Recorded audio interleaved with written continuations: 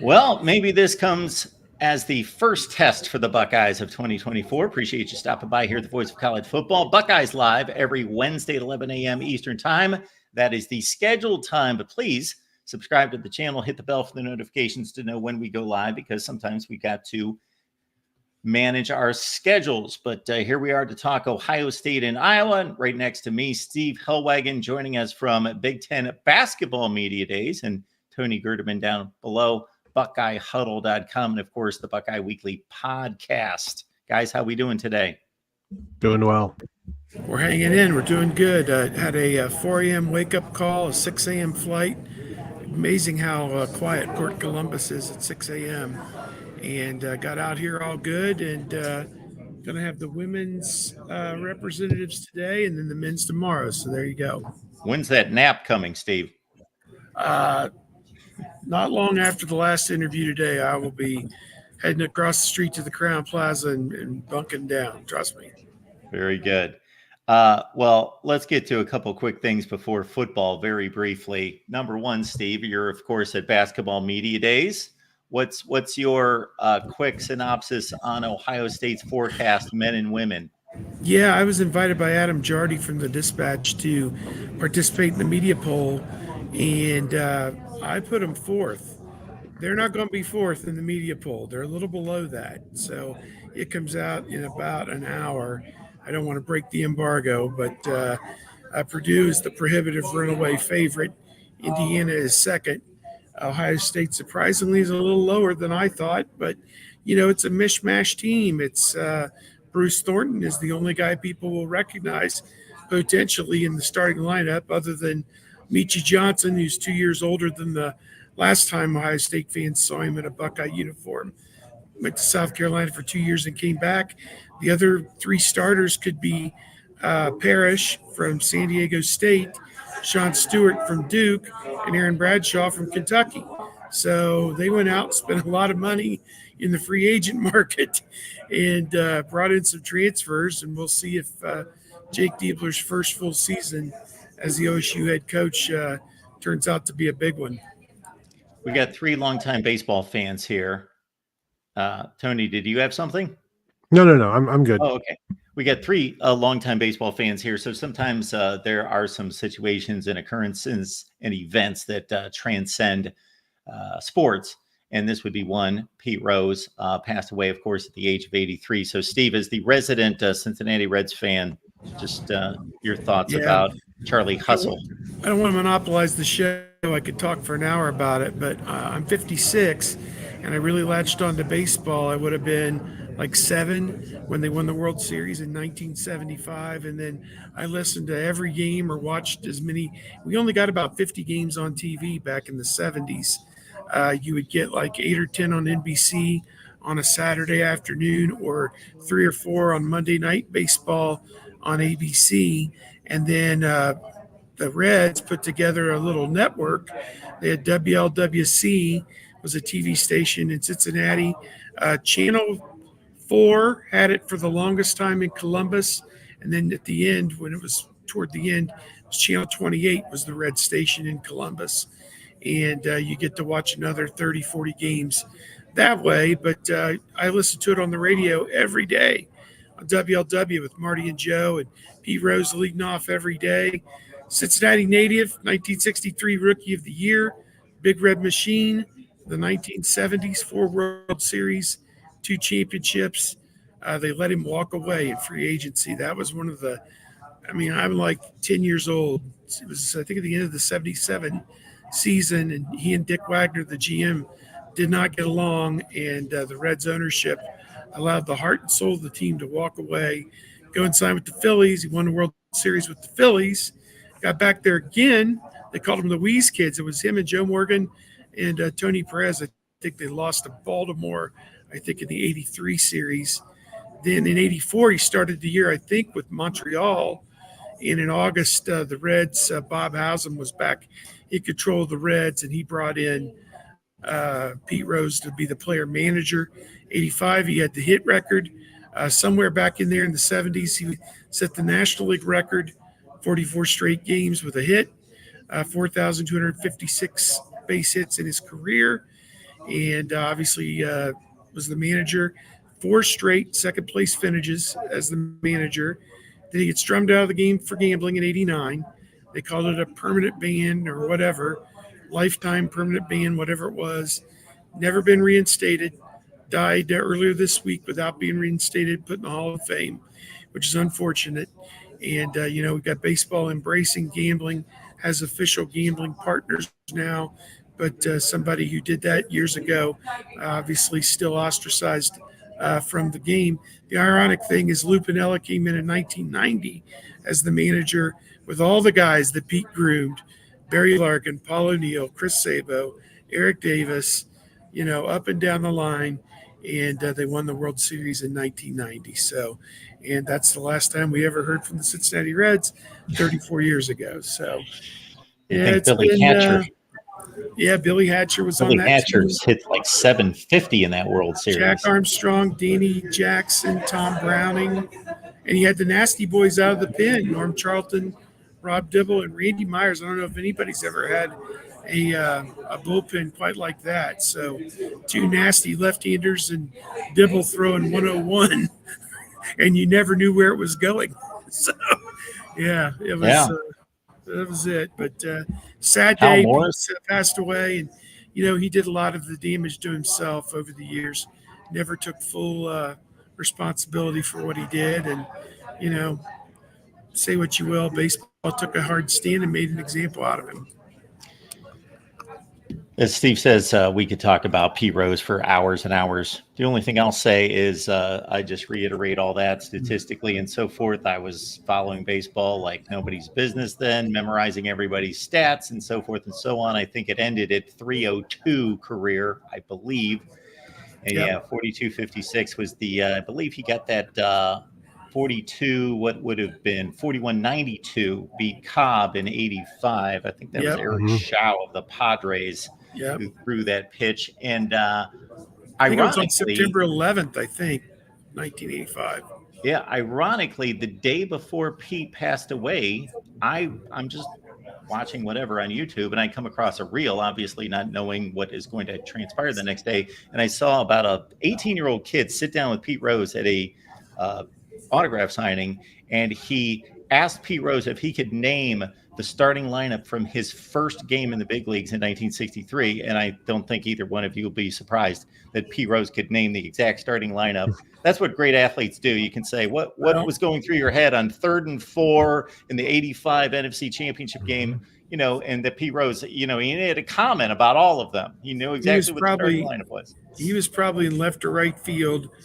And Frank Robinson was certainly on that team, and probably Tommy Helms at second base. And beyond that, I couldn't tell you who else. Vada Pinson was on that team. Vada Pinson, God, yes, and some other ones you would recognize. Yeah. Absolutely. Yeah, we went through it.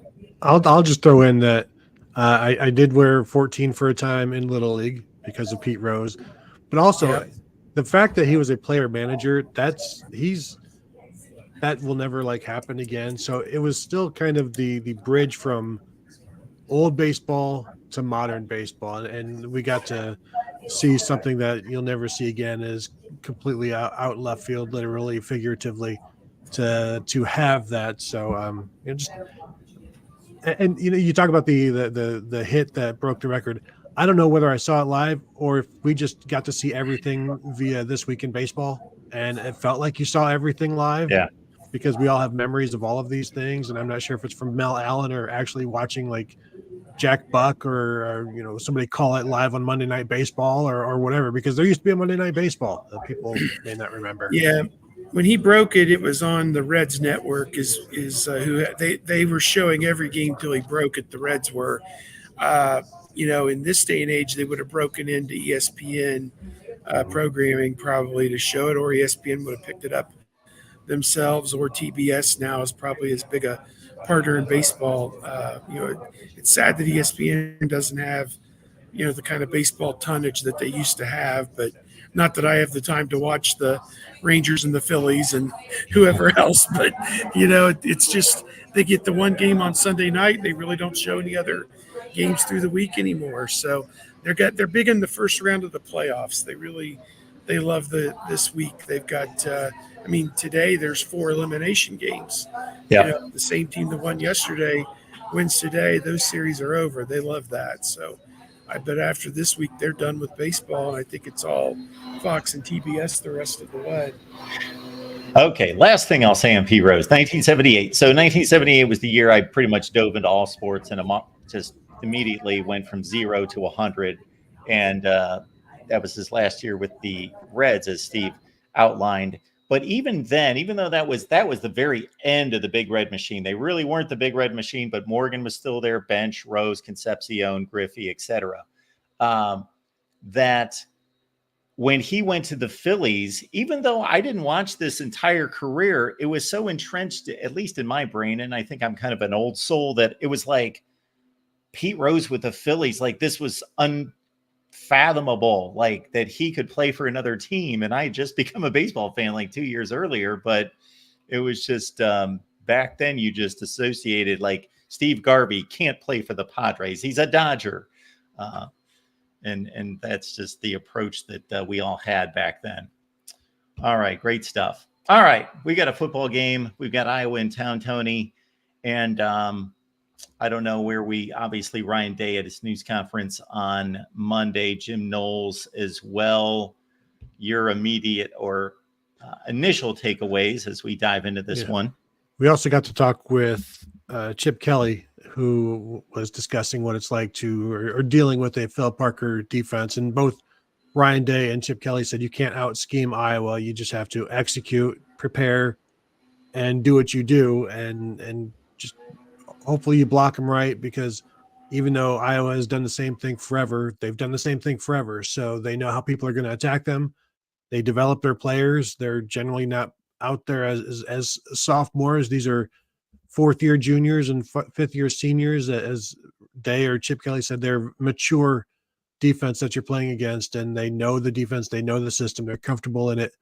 So they don't ask them to do a lot, but what they do well. And you're just not going to get any breaks. You've got to make their breaks. Now, we saw Ohio State do that a couple of years ago with C.J. Stroud. They lit Iowa up, and this is going to be one where I just wrote a notebook. Chip Kelly talking about they're not going to give you anything. I was never going to give you anything, so you have to go and earn it. But I think this is the kind of offense that can go and earn it via the run, via the pass, the RPO, things like that. Just have to avoid the one or two mistakes that Will Howard has a penchant for doing, because I think Iowa can take advantage of those. Now, can they turn them into points? Maybe if you put it at the 12-yard line like Ohio State did last week. Yeah, I think it's an intriguing matchup, certainly. You look at that game 2 years ago, it was 54-10, and Iowa turned it over 6 times coming into Ohio Stadium, and now 2 years later, they get to come back to the site of one of their terrible losses, whereas, Ohio State was holding out, from that terrible, whatever it was, 55-21 or 31, whatever that stupid score was, when they played out at Iowa in, I think it was 2017 was the year that they got throttled out there. So, to me, you look at this, Iowa's got Caleb Johnson, who is an outstanding running back, ran for over 200 yards against Minnesota. And so, obviously, Iowa's going to try and establish the run with him and try and shorten the game the best that they can, and take the air out of the ball, not allow Ohio State to get the ball back and put up a bunch of yards and a bunch of points. So to me, Ohio State's job for this scheme this week is put the hard hat on. And, Caleb Johnson's 222-pound running back. You're going to have to really struggle to keep him in front of you and not let him, move the chains and move the ball down the field. So Iowa, by all rights, should be 4-0. They outplayed Iowa State, I thought, in that game. They moved it pretty well. They had a first down at the 3-yard line in the second quarter and had to settle for a field goal. And ultimately, they lost the game by a point, 20-19. Their great vaunted defense fell apart in the final minute as Iowa State, which had moved it all day, hit a pass down the right sideline for 30 yards. to get into field goal range in the final minute. And 6 seconds left, guy hit like a 49-yard field goal for Iowa State to win on the road in Kinnick Stadium. They very rarely win there. Iowa State very rarely wins there. It's been a series dominated by Iowa in recent years. And, otherwise they'd be 4-0 and probably ranked 15th or 16th in the country. They don't give up that one pass down the sideline. This is a top 15 team playing at Ohio State this week. Oh, you're muted, Mark.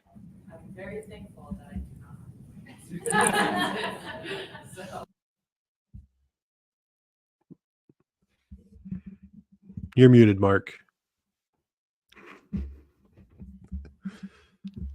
My apologies. I'm talking and I've got another screen, so I can't even see you guys to tell me that I'm muted. Tony said it once, and when you didn't recognize it, I started waving my hands. And I couldn't even see it. So I was actually making the point that was a 54-yarder from a freshman, Steve, for Iowa State. And so if he misses that, we were dissecting the game and all the things Iowa did wrong, but, all is well if he had missed like a 40-yarder just a few drives earlier, but hits from 54 and they lose. I was pulling up the box score from the 2022 game, and to Tony's point, to a certain extent, and you guys were there watching, I've never seen a defense play that well and give up 54 points. These drives for Ohio State, 4 plays, 1 yard, 1 play, negative 13. So I don't know. Oh, that was the fumble that Iowa took in for a touchdown. 10 plays, 75 for the touchdown. 4 plays, 4 yards. 5 plays, 17 yards. 5 plays, 22 yards. 8 plays, 24 yards. 1 play, negative 2. 1 play, 0. So that's I don't know what's going on there. Punt, kickoff, interception. 3 plays, 5 yards. So that's a 3 and out. 4 plays, 15 yards. So their offense really didn't do much in that game. It was just Iowa's offense was so incredibly horrific. And then they finally started to kind of break their will in the fourth quarter. But that was the strangest. I think they only had like 320 yards of total offense in that game in which they scored 54 points. Yeah, that was a little bit stunning to look back on that. Remember that it was more Iowa self-destructing than Ohio State dominating them. Interesting thought. I was so tired from catching an early flight this morning, but Cade McNamara in 2021 was the starting quarterback of record when Michigan beat Ohio State 42-27 in the Big House. It's kind of like he's the starting pitcher who gets a win in a 10-7 victory because, he really didn't have a lot of fingerprints on that game. He threw an interception, I think, to the late great, is it Bryson Shaw? Was that who it was, Tony? Mm-hmm. Safety? Bryson Shaw, who then went on to USC with who was that guy that was a Grinch? Who? Good Lord. All the names and faces are coming back to me. Went out there to USC and played for him for a while out there. But, it was so he's 1-0 in his career against Ohio State. Now that and $7 will get you a cup of coffee downtown. But, at least he can tell his guys he's got experience being on the winning side against Ohio State. He only threw it was like 13 of 19 for like 160 yards with an interception. And that was the game where Ohio State absolutely could not stop the running game. It was Blake Corum and another running back just ran all over him. So, it was Hassan Haskins. Yeah. Yes. Had 5 touchdowns in that game. Yeah. It was crazy. So, I will say Caleb Johnson against Iowa State rushed for like 180 some yards, but he was 11 of 17, 11 carries for 17 yards in the fourth quarter. So like they wore down as well. So rushed for 135 yards in the second and third quarters total, and then they shut him down in the fourth quarter when his long carry was I think 8 yards, and he had 3 or 4 negative yardage carries and a couple of no gains in there. So that's what I'm wondering if the same thing kind of happens this week where they're so reliant upon Caleb Johnson that eventually he just can't do anymore. Similar to Michigan right now with their reliance on Kalel Mullings, where you can only rely on you can only put so much on their shoulders, and he can go the distance at any point, but also 11 carries, 17 yards against Iowa State. He lit up Minnesota. It is interesting with Cade McNamara, who Iowa has played two FBS, two Power 5, two Power 4 opponents in Minnesota and Iowa State. McNamara is averaging like 3.5 yards per pass attempt in those games. The other games he's doing better, but when they face a real, not even a real defense, just an actual, 85 scholarship team type of defense, there's no passing game. And so I think I mentioned this on one of the recent episodes of Buckeye Weekly. If you need any more evidence of Connor Stalions' impact on Michigan football, Cade McNamara took the Wolverines to the playoffs. He was a playoff quarterback, and he gets Iowa, and it's different weapons outside and things like that. But there's nothing in the passing game for Iowa. So there's so much reliance on the defense and Caleb Johnson that it's not a great formula. But as we've seen, if you just score 24 points in your Iowa, you're going to win most of your games. Yeah. Yep. If you look at Cade McNamara's career, he put together a nice season with a ton of support. Obviously, this massive running game and this elite defense protecting him. 15 TDs, 6 picks, about a 64% passer, I believe, that year. But he's played 8 games since then, 8 or 9 games for Iowa. And the 3 games that he auditioned for Michigan when he lost to J.J. McCarthy, and he's not been very good. I had some people get on me the other day because I said, let's go through the quarterbacks in the Big Ten. He's better than 3 or 4 out of 18.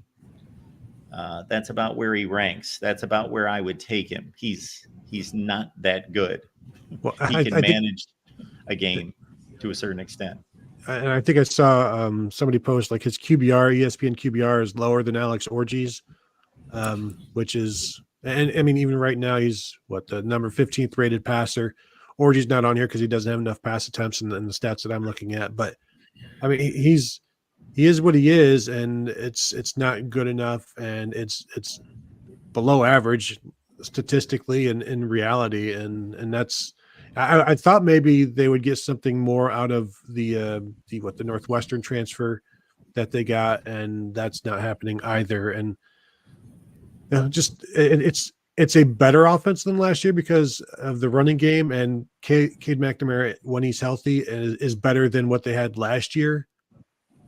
But you're only so much better. It's not a dangerous offense in terms of passing, but you do need to stop Caleb Johnson. And as Jim Knowles said, not only tackle him because the linebackers have had tackling issues, but knock him back because he said he's the king of getting 2 extra yards once you hit him. And so that turns, that gives you a 2nd and 5 instead of a 2nd and 7. And that's eventually a 3rd and 2 instead of a 3rd and 5. So they want to hit him and knock him back and limit them. Because if you put Iowa into a 3rd and long situation, you're going to win the majority of those downs.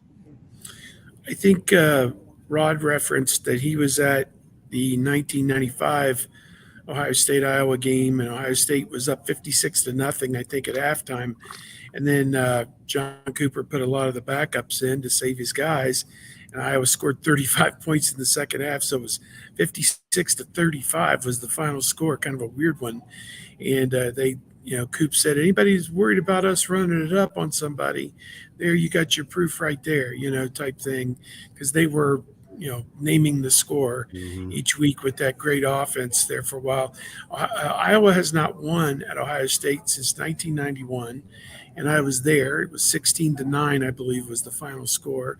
A miserable game for Ohio State, and Iowa played the game in honor of some students who had been shot and killed on their campus back in Iowa City, kind of a mass shooting incident back there in Iowa City. And just a, sad moment, obviously, but that is the last time that Iowa has won a game in Columbus was 1991. So we're seeing a lot of these streaks pop up. Like Michigan State hadn't beaten Ohio State in East Lansing since 1999, and a lot of senses going on every week with these teams in the Big Ten. Yeah, this Cade McNamara situation for the entire offseason, and I'm not there at practice, but I'm reading the tea leaves and going by what the coaches say and the offensive coordinator, Tim Lester. And if I'm making that decision, there is a quarterback battle into the season because they didn't make that decision for McNamara until late in camp. Iowa, for all their quarterback issues, and Cade McNamara is the best quarterback they've had since Nate Stanley, which tells you all you need to know about Iowa quarterback play.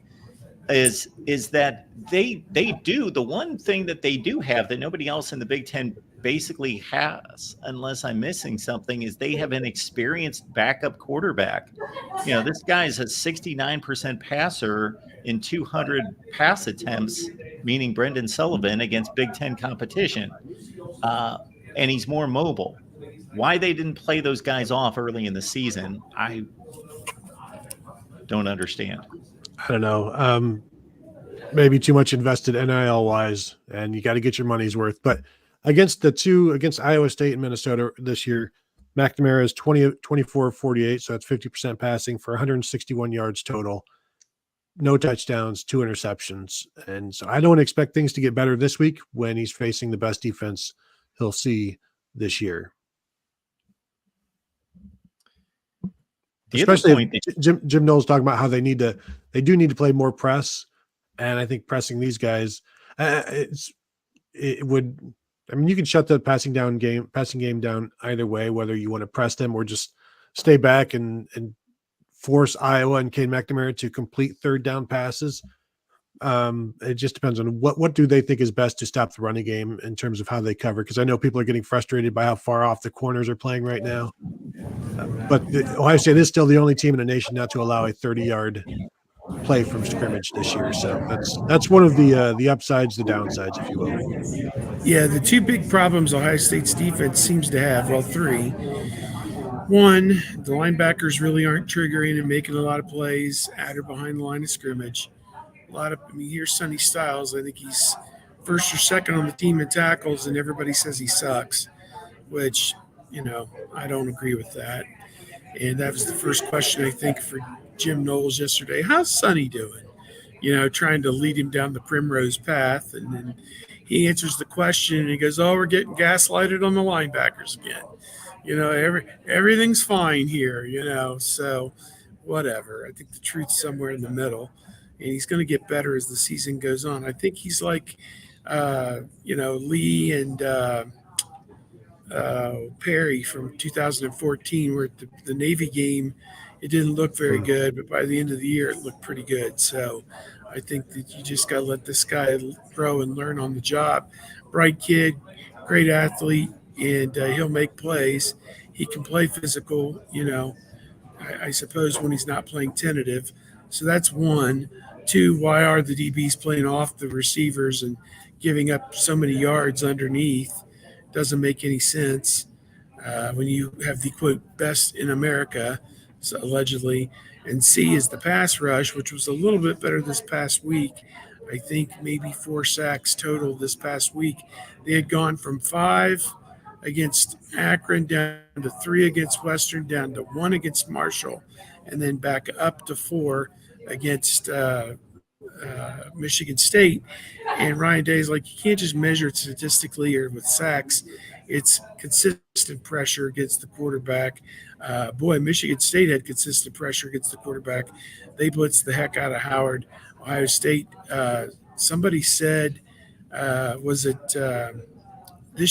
you, Tony, or somebody that said that Ohio State has the best percentage of 4-man rush getting pressure in the country, getting pressure with 4-man rush, not having to blitz. That's an important statistic because the more times that you can avoid having to rush to get pressure on the quarterback, the better the defense is going to cover in the back 7, and the way things are going to flow a little bit better. So those are the 3 big things that people are looking for improvement with for Ohio State defensively, and this is a good week as any to make that step. I got to stop the run. That's first and foremost. Yeah, well, and Carl threw that stat in the chat there, the latest comment in terms of the defense without the pressure without blitzing. One of the things I thought it was just interesting talking to Jim Knowles about Sonny Styles, and that this is now 4 games of him playing inside linebacker, but also he's not just playing Will, he's also playing Mike, and he's also playing Sam. So they're asking him to do a ton of stuff. And most of the stuff that he's doing right now is for the first time. And a lot of as Jim Knowles said, like if things are a little bit slow for him or he doesn't trigger as quickly, Knowles then has to go back and look at how many times in practice did they prepare him for this? How many times in practice did he see this? And if they didn't see it at all or didn't see it enough, then Knowles says that's on the coaching. That's on Knowles for not getting him prepared. So a lot of this is learning on the job for Sonny Styles, because you can only prepare somebody in practice. You don't have enough time to get all of the plays that you might see done. You eventually, as I said, you have to rely on you default back to the basics, and that's what Sonny has had to do at times. But there's still plenty of excitement about him and confidence that he will pick it up, because he has picked up the defense. He has picked up the assignments. Now there's still a lot of thinking going on. Once the thinking goes away and it just becomes natural, then I think you'll see more.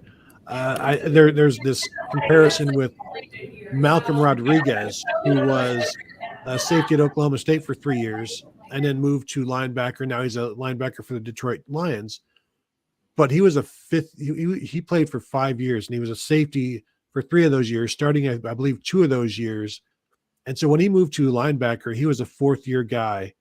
And this is Sonny Styles as a 3rd-year guy who graduated a year early, so skipped a senior year of high school, and is young for his age, essentially, in terms of where he's playing and being now a junior.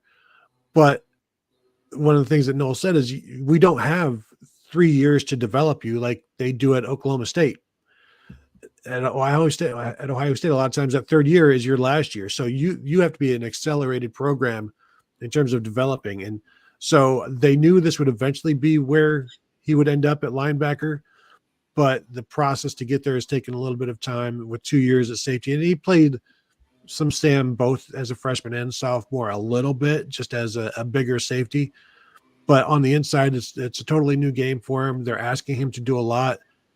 There were at Marshall, he had the green dot. He was making the calls. I'm not sure if it was him or Cody Simon last week, but he's got a lot on his plate. And so if he's not an All-American right away, few players are. And I know people will look at Arvell Reese and say, look at him. He's doing well, but he's also not asked to do as much as the other guys. Brian, we appreciate you being here at the Voice of College Football. Thank you so much for your support, sir. I cannot say enough about how much I appreciate you guys, your coverage of our favorite football team and all the sidebar conversations. The Iowa Hawkeyes are coming to town. What do or should we expect from this year? Same as always? Yeah, pretty much. Mm-hmm. I mean, pretty much, Ryan, as we've been discussing. I will say this. There's a conventional thought that, okay, Ohio State potentially is the best defense in the country. Iowa is what they are on offense, which for them is a huge upgrade for as marginal as he is at quarterback, and a better running game than what we've seen, even though we think Iowa offensive line, their offensive lines have not been good recently, and they've got an offensive line and a Heisman Trophy contender at running back to this point. That do you play just straight up and say, we're as good as we are, we just play straight up and treat them like any other team? Or do we load up on the run thinking, okay, let's see if they can somehow burn us, but we're going to stop the run. We're going to dedicate ourselves to the run. And then if we get burned, we get burned. Or, hey, we play straight up, and if they're moving the ball on the ground, then we have to load up the box and stop the run. Well, as Jim Knowles said, they've activated Caleb Downs last week, and you saw him in the running game, and they were not activating him so much in the first few games, but they have activated him now. They will continue to activate him in the running game, I would assume, and he's going to be near the line. He'll be near the line of scrimmage when he needs to be, in terms of he'll start out like 10 or 12 yards behind into the secondary, but then get to the line of scrimmage about the same time as the ball carrier. So he is going to be in the box, I think, enough to help the running game. But I'm with you. Do you even need to get crazy in this one, or fancy with defensively? Like, do you need to be aggressive, even though you think, well, there's no way these guys are going to beat us if we get aggressive, but they can hit a shot over top. That can't happen. So do you just try to avoid that, keep everything in front of you, knowing that eventually the Ohio State defense is going to win on a first and second down and make it 3rd and 7, and this is going to lead to a punt or a long field goal or something like that. So what the answer is Jim Knowles will say, well, we're going to mix it up, and that's what they'll do. But defensively for Iowa, Phil Parker, the defensive coordinator, has been there since 1999, came in with Kirk Ferentz, has been a defensive coordinator since I think 2012, and it is what it is.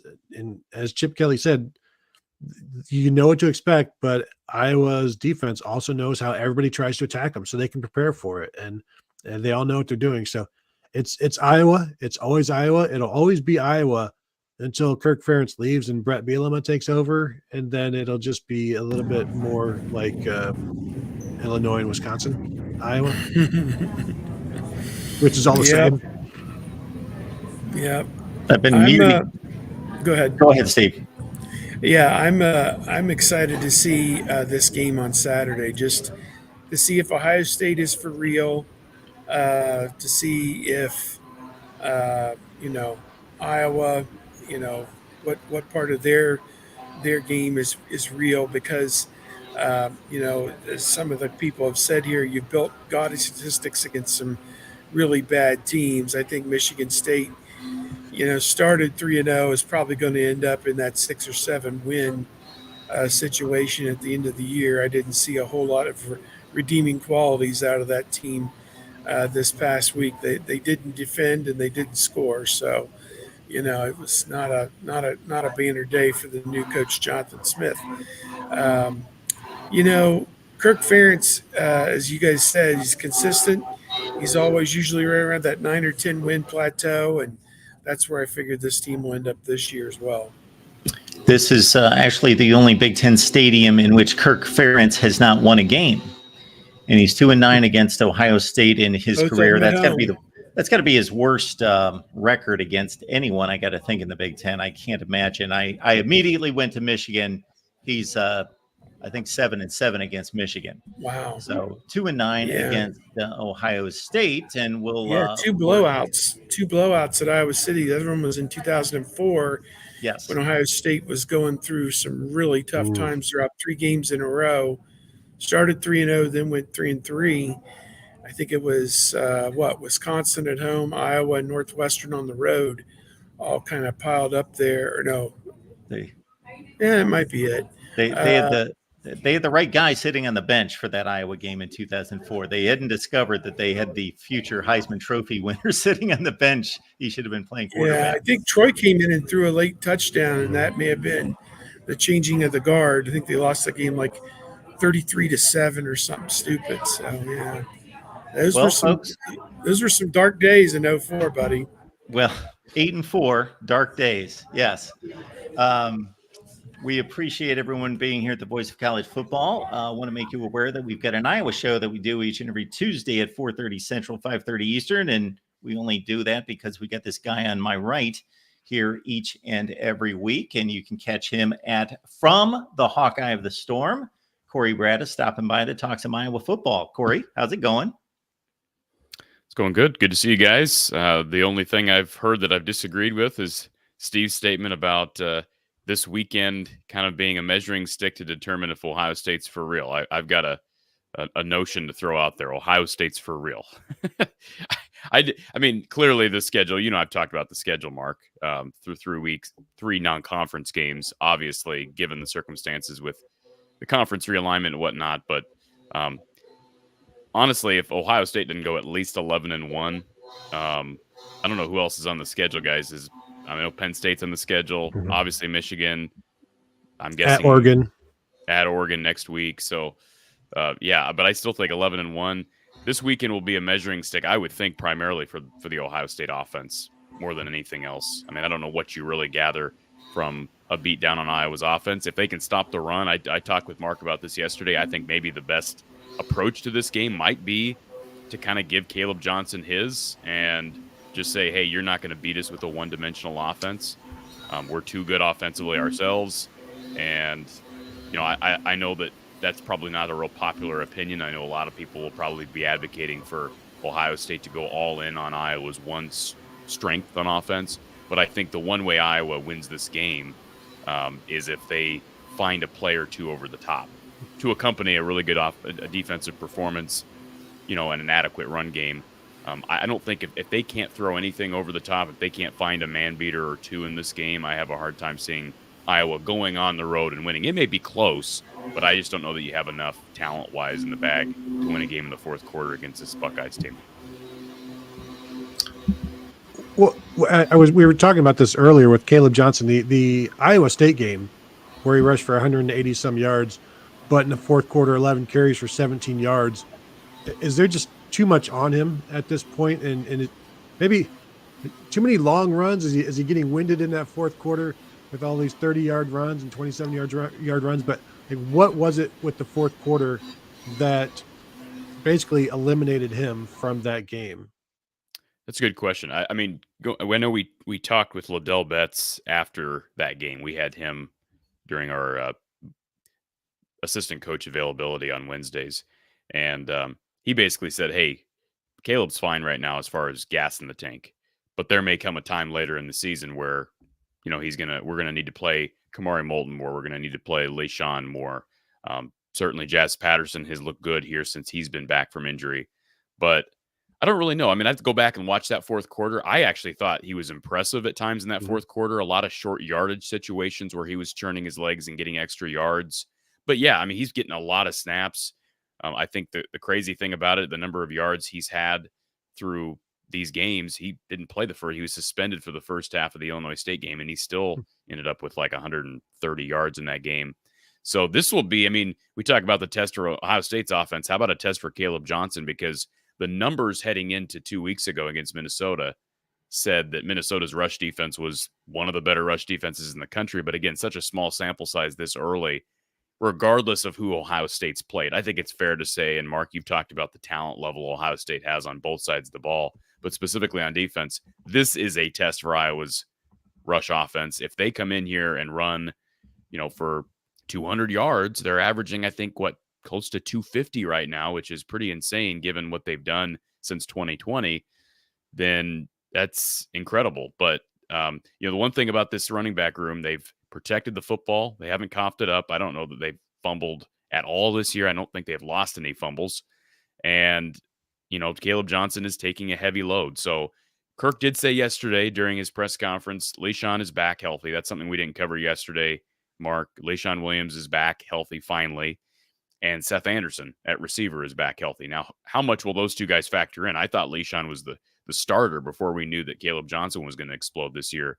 And Seth Anderson, I anticipate as a starter. But, that wide receiver room is so unproven that you miss 4 weeks. I think it's going to be hard to climb back into the fray. But, yeah, this will be the biggest test for Iowa's offense. And the one thing we talked with your guy yesterday, Mark, Pat, over with 247, he brought up Ohio State's linebacker core maybe being, if there is a weak spot on this Ohio State defense, it's maybe the linebackers. So perhaps the run game can get going. And like I said, I may, if I'm Ohio State, I may play kind of safe on that side of the ball and let him get his. If they start to bring those DBs up to try to cheat up on the run game, Iowa's going to have to. I think Lester's ready, given his verbiage last week during his presser. I think he's ready to take a shot or two. And if you're not going to take a shot or two against Ohio State, then what are you saving it for?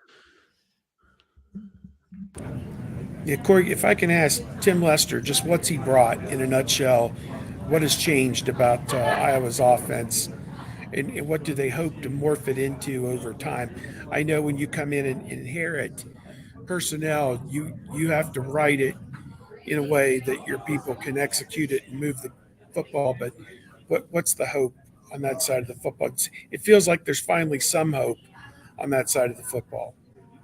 Yeah, good questions. He's not getting any of his guys, really, right? I mean, he brings in Brendan Sullivan, who's not starting.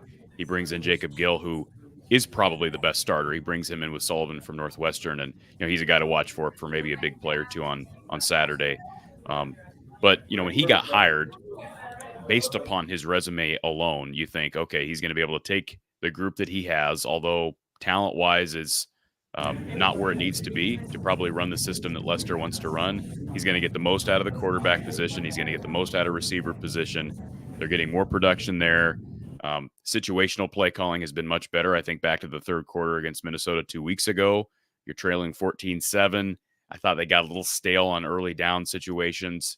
A little predictable with the run game on first down. They come out first play from scrimmage in the third quarter. They go play action naked, and they hit a big play to a tight end. There've been a little less tight end involvement, Steve, through 4 weeks than I would think. But it's acclimating to tight end you, if you will. And I think the ideal, Lester has preached this over and over and over again. Yes, it's always going to start with the run, especially at Iowa, but they've got to hit explosive plays. And that's one thing under Brian Ferentz. We really didn't hear that type of preaching from Brian over the course of time. But Lester he's made it clear they want and feel the need to hit big plays down the field. So we haven't really seen them attempt plays down the field. That's the thing about this right now. They had a couple of shots week 1 against Illinois State where I thought Cade got fortunate on a couple of those. He's not always possessed the best of footwork this year. Tim Lester did say last week that he thinks Cade played his best game against Minnesota. The stats may not show that, but they didn't throw the ball much. And they had a few drops. There were a couple misrun routes. Lester even blamed himself for a bad play call that resulted in a sack or a throwaway. So, I know that sounds cliche, but there's a lot of motion pre-snap. Yeah, that's window dressing, if you will. But they want to run the ball and then get into manageable third and 3, 3rd and 4 situations where you can kind of have a more open playbook. And I think in large part through 1 month of the season, I know some people are frustrated in the Iowa fan base about not having a passing game, but this is Mark will tell you, this is exactly where I predicted this team to be, with the exception being I thought they'd be able to grind their way to a win against Iowa State, and they should have won that game. I still think Iowa's probably the better team. But hey, the schedule wasn't real daunting. I thought, hey, if you can get to October and into the bye week, running the ball really well, figure out the passing game and maybe kind of take this game, even though nobody expects him to go to Columbus and win. If you can kind of figure out something in the passing game by the time we hit this game or the game following against Washington, you're in a good position. So I think they're right to script. And like I say, if you've been saving anything with the play action passing game, one example of that is we haven't seen them take a shot on a waist down. And I had a conversation with Tim Lester at Media Day about waist downs, because that's one thing that was a huge pet peeve of mine and Coach Patterson on our show after every game is under Brian Ferentz and under that regime. I mean, you can count on one hand how many times Iowa even tried to take advantage of a 2nd and 1, 2nd and 2, which I know some coaches don't believe in them, but based on, I think the majority, good coaches do take advantage, at least at times, of waist downs. So we may see a waist down shot this week. Yeah. Iowa and Michigan, the only teams in the Big Ten this year without a 40-yard completion.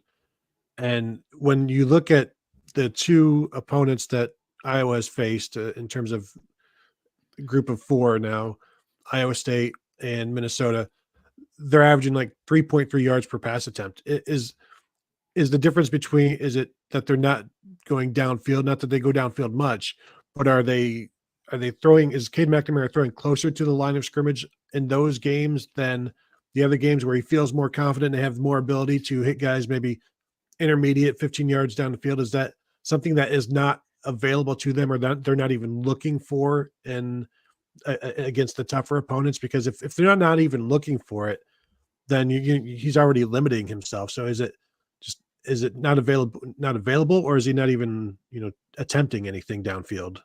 There have been a couple that have been missed that you look back on tape and it's clear he's missed guys. Although Lester did say last week, you may have caught this during his press conference, Tony, but he he made a comment about how he had a couple of deep shots ready to go against Minnesota. And he said he brought them up in a, quote, group forum during the game, and he was voted down, which is funny. I asked Coach Patterson about that on Monday during our live show, and he was kind of like, I don't know. That might be something that Kirk says later. Don't share that kind of stuff with the media, Tim. But he said it, and I'm kind of glad he said it because that gives fans at least an idea that, hey, whether Kirk is shutting that down or if it's, maybe Patterson brought up how, that may be an offensive line coach thing where, hey, we can't protect Cade long enough to give you that. Or maybe it's John Budmeyer as a receivers coach. So it's not necessarily just on Kirk, but they are there. And I think Lester has them ready. There have been a couple of times where Cade's checked down where he probably didn't need to. It would be nice if Cade was a little bit more mobile. There's the one sack he took against Minnesota. I believe, if I'm not mistaken, pressure came from I guess it'd be 3:00. All he had to do was kind of roll 5:00, and he just, the shoelace tackle went down, somersaulted, and took the sack. But that's a play. If you're Brennan Sullivan, you probably escape and maybe look down the field in a rollout and hit someone. So, not saying they're going to be utilizing Brennan Sullivan in normal yardage situations this week, but I do think if the opportunity presents itself, if they're going to take a shot at any point, I would guess it'd be this week. And I would think that those conversations behind closed doors, Kirk's not going to just forever say no to big plays. That would just be stupid on his part. And I'll continue to double down on my notion that the biggest issue in the last 3 seasons with not taking explosive shots down the field has been with play calling. It's not been with Kirk holding people back. I know there's that perception around the conference and even around the country, but Lester will have something in the bag, and they've had a couple of plays where they've got more receivers open, Tony. That's the other thing. Like, there are more guys open this year than ever before. That's been, we talked last 2 seasons at year's end. Each year we talk about receiver separation not being good enough. We talk about quarterback play, quarterback mobility, situational play calling, red zone offense. All those things have been a problem. You don't become the worst offense in the country without having a bunch of issues. And so many of those issues have been somewhat remedied. And that's why, the numbers say that they're no longer even close to bottom of the barrel. Now we'll see what they do against a real good defense this week. You mentioned the ability to protect. Chip Kelly said something yesterday that I thought was very interesting in terms of designing plays and drawing them up on a sheet of paper. He said he's discovered that 1 inch of a pass route equals 1 second of pass protection. So, like in your 8.5 by 11 sheet of paper, the deeper you're going, and 4 inches of route needs 4 inches or 4 seconds of pass protection. I just think it's interesting that in terms of the downfield stuff, you've got to be able to protect it, as we all know. But just and let me just say real quick, Tony, Yeah. not to interrupt you, but one thing nobody's brought up, and I don't really know how much of a storyline it is, but Chip Kelly there had been contact between Chip Kelly and Kirk regarding the OC job during the offseason. So that was confirmed. So that there was at least content. I don't think those conversations ever went anywhere, but that's a kind of a funny storyline, an interesting storyline now that he's running that Ohio State offense. So, Mark, that would have been good to know yesterday. Yeah, I would have been curious. I'm sure Chip probably wouldn't have commented on it, but Mark, I do need to we got Coach Barnett here in a couple of minutes on Zoom. But if you have anything final for me before I let you slide, you're muted, by the way, Mark. No, appreciate you being here, Corey. Thanks for stopping by, and go take care of basketball. No, football. No, O-line coach. Oh, Coach Barnett. Okay. Yeah, Coach Barnett will be. I misheard that. Okay. All right. Thanks, guys. Appreciate it. Thanks, Be Corey. good, Corey. Corey Brada from the Hawkeye of the Storm joining us, a great Iowa channel. Corey and I get together every Tuesday to talk Hawkeyes. As soon as you mentioned Chip Kelly, and this hit me yesterday, in a situation where you're facing one of the best defenses in the country, no longer is Ryan Day divided in his responsibilities. Now you just brought in and paid a truckload of money for Chip Kelly to come in, and for that to be his primary goal in life is to scheme against excellent defenses, and probably started looking at Iowa during the offseason, as opposed to, again, Ryan Day, for as good as he is on the offensive side of the football. This is what you're paying Chip Kelly to do, to figure out how to beat one of the best defenses. Well, I think the interesting thing is I don't know how many times Chip Kelly has actually gone against Iowa. Did they ever meet in like the Holiday Bowl or anything like that? Ryan Day has certainly done it, but as Chip Kelly said yesterday, and I'll try to find the exact quote. Basically, he said it's a challenge that I think you get excited about if you're a real football guy going against somebody like Coach Parker. So it's been interesting to watch Chip Kelly at Ohio State running into other coaches. Like I saw him back in the spring run down the field to go introduce himself to John Cooper. The way he talks about Phil Parker and other people, like he's got this reverence that he's kind of rejuvenated. So I think he's definitely looking forward to this one. But as he said, you can't out scheme Phil Parker. You just got to execute and do what you do. And I'm interested to see how well they do it. Well, if you can't out scheme him, it's a good thing that they've got the the players that they do. The bigger, stronger, faster X's and O's. Exactly. Yeah, I think I said it on one of our podcasts this week. Like the throw, the first one-handed catch to Jeremiah Smith last week, they mentioned that it was double coverage. As long as you throw it high enough and far enough, there's no double coverage. He's all alone. Just throw it high enough for him, and you don't have to worry about who else is there. That's like, let's not confuse statistics with ability. Caleb Johnson's a tremendous talent. I'm not saying he's not legitimate, and what he's doing is something Iowa has not done for years and years and years. You can go to Sean Green and all sorts of examples from 10 or 15 years ago, what he's doing against decent defenses. And Iowa State and Minnesota can play decent on that side of the football, but let's not confuse that with like NFL high-end ability on the Ohio State show. On the Ohio State side with Travion Henderson and Quinshon Judkins, those guys, in my opinion, until I see differently, are in a different class than like a Caleb Johnson. How about this one? 1997, Tavian Banks rushes for 800 and some yards in the first 4 games, comes into Ohio Stadium. Game 5, just like this one of the top rushers in the nation, just like this one. First down, he gets stopped at the line of scrimmage by Andy Katzenmoyer. Second down, he gets stopped for like a 1 or 2 yard loss by Andy Katzenmoyer, and that was it. And that Ohio State set the tone on that one, and that's what Jim Knowles wants to do this week. Set the tone, knock him back, and then move on.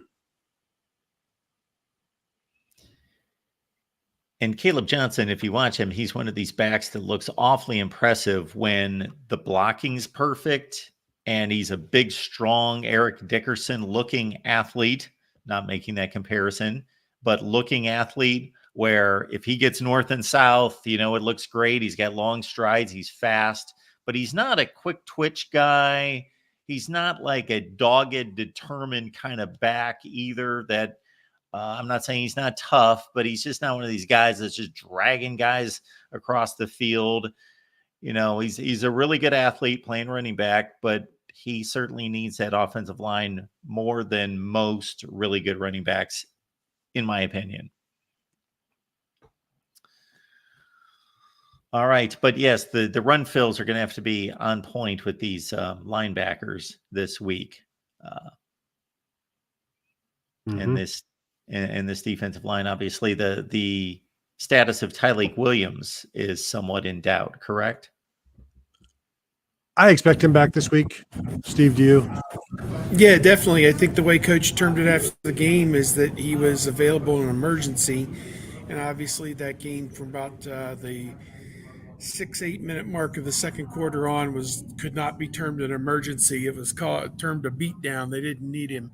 So, I think Tyleik should be good. I don't think it was discussed yesterday, but tonight after practice, Tyleik would have had 2 full days, Tuesday and Wednesday of practice, and Coach Day could give you a better idea tonight after practice. All the sites will be there covering it.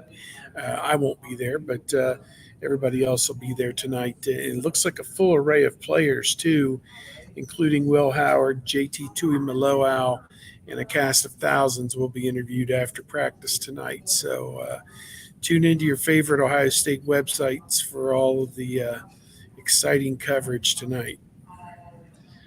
Well, while we're right there, Steve, you can let everyone know what you have in store for all of us this week. Well, The embargo has been lifted at 12:02 p.m. I could now tell you that they've picked Ohio State eighth, a distant eighth in the Big Ten. But given what we've seen from Ohio State in recent years, eighth is probably a step up. So I think the Big Ten could have 8 or 10 NCAA teams with the addition of Washington, USC, UCLA, and Oregon. It just depends how they take care of business outside of the conference and the non-conference games. Ohio State's got great opportunities with that. So I won't go down the rabbit hole too long on that, but a little bit surprising.